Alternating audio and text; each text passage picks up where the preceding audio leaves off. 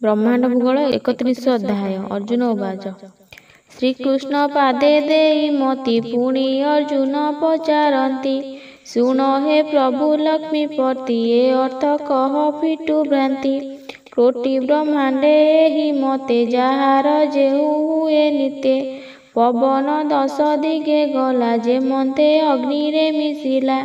କୋଟି ବ୍ରହ୍ମାଣ୍ଡ କେଶର୍ଯ୍ୟଇ କାହାର ଦେହେ ନ ମିଶଇ, ଏକଥା ଫେଡ଼ି ମତେ କହ ମନରୁ ଫେଡ଼ ମୋ ସନ୍ଦେହ। ଶ୍ରୀ ଭଗବାନ ଉବାଚ।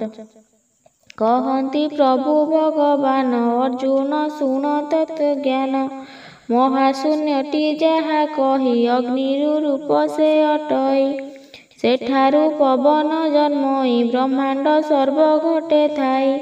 ମହାଶୂନ୍ୟଟି ଚକ୍ଷୁ ଜାଣ 10 ଦ୍ୱାରେ ଯାଏ ପବନ, ସର୍ବଦ୍ୱାରରେ ସେ ବହଇ ଚକ୍ଷୁ ଅନଳ ନ ମିଶଇ।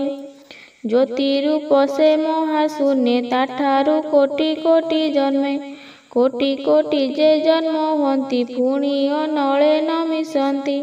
ସେ ପ୍ରାଣୀ ଶୁଣି ସେବା କରେ ଅନ୍ତେ ବସଇ ସେହି ପୁରେ, କହଇ ବଳରାମ ଦାସ ସେ ଜ୍ୟୋତି ବ୍ରହ୍ମ ପାଦେ ଆସ।